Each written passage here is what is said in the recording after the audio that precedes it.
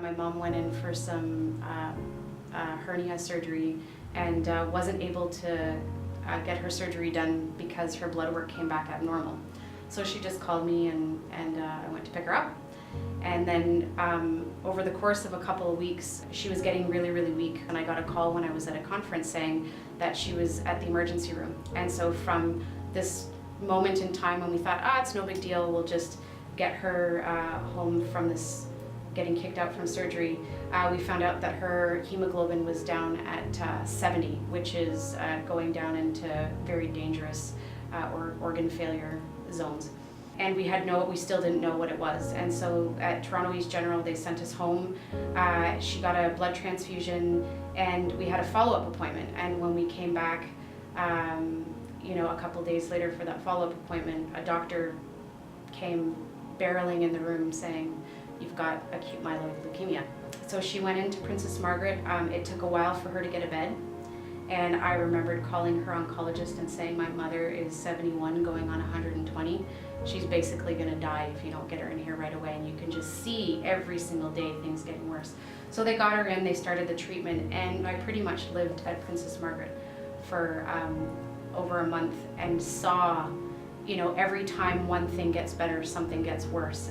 Eventually, her blood counts started coming back up again. So that's the chemo just kills it all, kills the cancer, and there are probably still traces of it in there, which is why you can relapse afterwards. And she still wasn't able to walk. She was able to take little steps. And we literally thought she was gonna die, and she slowly started coming back to. And they decided that they could discharge her. And we were like, she still looks terrible. Like, what do you mean? But the signs were pointing towards she was getting a bit better.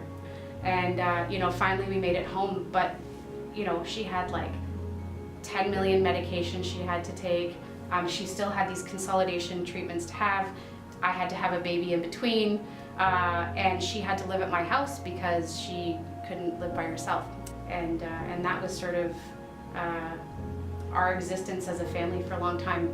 We then got to this really great point where she was walking again. She was, making coffee for me in the morning, for my husband, really able to enjoy time with her grandchild. In some ways, when we go back to that moment when she got kicked out of her hernia surgery, it was a huge awakening. It was like the moment that everything changed. But for this period of time, it's like we appreciated each other as a family. And in September, we I was checking up on her as we called each other every single day, and I said, "How is your appointment at Princess Margaret?" And she broke us the news to us that her blood levels were going down again. So and that's like the telltale sign that she was relapsing. So we went in, and it started very much like the same. We thought she was stronger this time going in than she was the last time. I think she knew what to, put on hold, or, all the little administrative tasks at home. She knew what she had to take care of. Within 2 weeks, she lost the hair again. Her appetite completely went away, and it just got really, really bad. She fought back last time, but the blood counts just never came back up like it did. And we were now 4 weeks in, and they're like, it should be coming back up, and it didn't. I remembered feeling this weight. I was sitting in the guest chair that turns into a little bed, and I was like, I can't get up. I was like, I actually can't possibly imagine myself. I just felt like a weight on me. And so I ended up staying the night, and then the next morning one of the nurses came in and she said, I think it's gonna be time soon.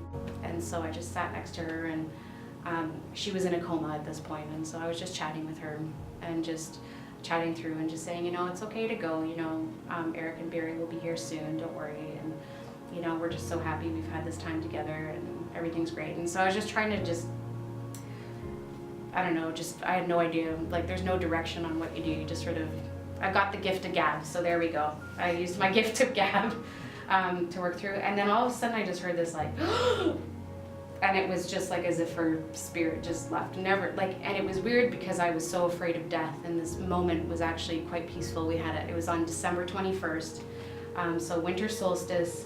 It was noon, and it was the first snowflakes of the season started falling like at the moment she died. And so there's nothing that I can say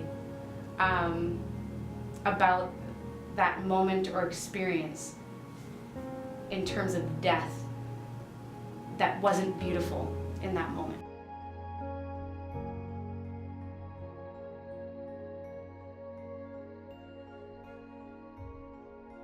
Your life changes in that, I mean, anything can happen all the time, and you know, going out and having fun or going out and traveling or doing the things that you want to do is really important, because you never know when it is that those things could be taken away from you.